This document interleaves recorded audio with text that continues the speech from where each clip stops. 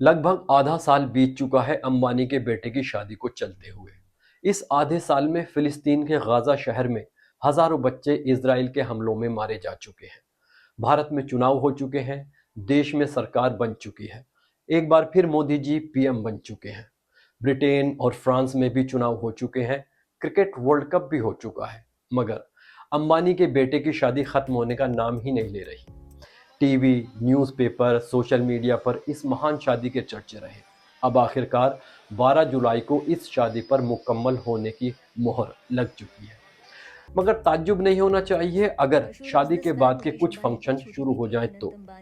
खैर, देश के सबसे बड़े सेठ ने अपने शादी में किसे नहीं बुलाया और उनके एक इशारे पर कौन दौड़ा दौड़ा नहीं चला आया। देश ही नहीं, दुनिया के भी मशहूर हस्तियां इस शादी की धुन पर थिरकने पहुंची। फिल्म जगत के लगभग सारे बड़े स्टार्स इस शादी में झूमते नाचते नजर आए। खेल जगत के भी लगभग सारे बड़े खिलाड़ी, चाहे वो खेल रहे हों या रिटायर हो चुके हों, सब वहां पहुंचे हुए थे। संतरी से लेकर मंत्री तक इस शादी में शामिल होना अपने लिए गर्व की बात समझ रहे थे। देश के प्रधानमंत्री नरेंद्र मोदी जी तक दुल्हा दुल्हन को आशीर्वाद देने पहुंचे थे। बाकी नेताओं की तो बात ही छोड़ दीजिए। अब देश और दुनिया का इतना अमीर आदमी किसी को इनवाइट कर रहा हो, सबकी सुख सुविधाओं का पूरा ख्याल रख रहा हो, हर बात में दोनों हाथों से पैसा पानी की तरह बहा रहा हो, तो कोई क्यों नहीं जाएगा। एक अनुमान के हिसाब से इस शादी पर लगभग 3,000 करोड़ खर्च किया गया है। शादी के एक कार्ड की कीमत लगभग 7 लाख बताई जा रही है और लाखों का एक रिटर्न गिफ्ट। यहाँ तक कि लोगों ने जोक्स भी बनाने शुरू कर दिए हैं कि अंबानी की शादी का खर्चा आम हिंदुस्तानी से जियो का रिचार्ज बढ़ाकर निकाला जा रहा है। लेकिन एक इंसान ऐसा भी था जो इस महानतम शादी के व्यंजनों को छोड़कर किसी रेस्टोरेंट में बैठा पिज्जा खा रहा था। नाम राहुल गांधी। अब तो लेके रहेंगे ना। ऐसा नहीं था कि उनको बुलावा नहीं भेजा गया था। मुकेश अंबानी खुद चलकर इनवाइट करने उनके घर गए थे और 1 घंटा बैठकर आए भी थे। मगर राहुल गांधी उनसे मिलने की बजाय घर से दूर मजदूरों का दुख दर्द समझते रहे।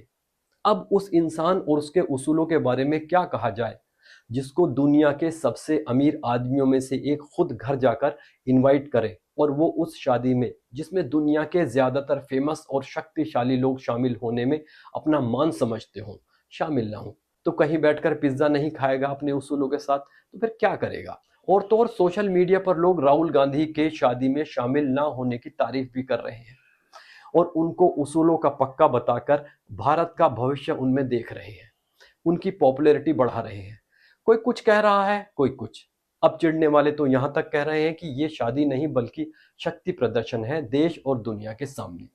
कोई कह रहा है कि शादी नहीं सर्कस है। कोई कह रहा है कि जिस देश में 80% से ज्यादा लोग बेरोजगार हों, देश में भुखमरी हो, लोगों को खाने तक की मारामारी हो, उस देश में पैसे की ऐसी बर्बादी बेशर्मी है। और सबसे ज्यादा शर्म की बात तो तब है जब देश का मीडिया जरूरी समस्याओं जैसे गरीबी, बेरोजगारी, महंगाई, शिक्षा को छोड़कर इस घटिया प्रदर्शन को हर स्तर पर कवर कर रहा हो, उसके गुणगान कर रहा हो, तो कहना ही क्या। लेकिन ये सब कहने वाले ये बात भूल जाते हैं कि देश का मीडिया भी तो उसी का है। ना समझ कहीं के। अब चिढ़ने वाले तो हर बात से चिढ़ेंगे, कुछ भी कहेंगे। तो जिसको जो कहना है वो कहे। हम तो इस बात पर चुप ही रहें तो ज्यादा बेहतर होगा। लिहाजा हम चुप ही रहेंगे।